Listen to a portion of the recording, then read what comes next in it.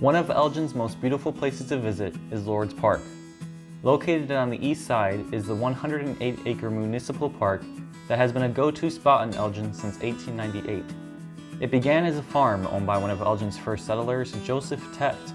It was purchased in 1893 by George and Mary Lord, who donated it to the city to be used as a park, and it has certainly served its purpose. Lord's Park features many picnic areas, playgrounds, tennis and basketball courts, a family aquatic center, pavilion, a nature trail, and 3 lagoons.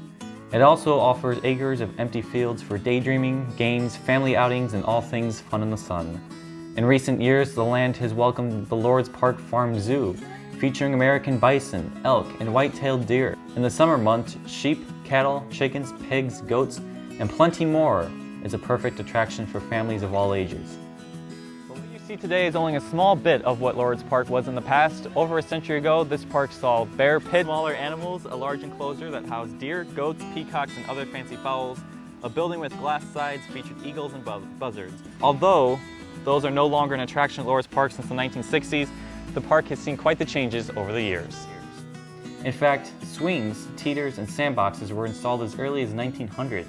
The original pavilion burned to the ground in September of 1897. The following year, when it was replaced, it housed the park's founder's natural history collection.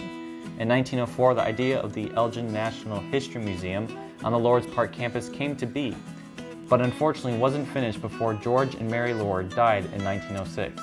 The building would run into many financial burdens, taking almost a century to finish completely. It reopened to the Elgin community in July of 2000. Lord's Park has become a staple in Elgin's history, architecture, and landmarks. It attracts families, joggers, photographers, tourists, and certainly plenty of geese. Its place in urban life has not changed in the 120 years it has been a part of our community. At the dedication in 1898, George Lord said, "The park is designated as a public resting place, a place to which the people may resort for pleasure, rest, and recreation. From this standpoint, who can estimate its value or have a just conception of the beauties that may be derived from frequent and prolonged visits to its cool and refreshing retreats?"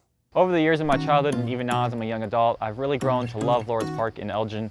I hope you enjoyed this short tour of Lord's Park in Elgin, Illinois. Thanks for watching. We'll see you next time.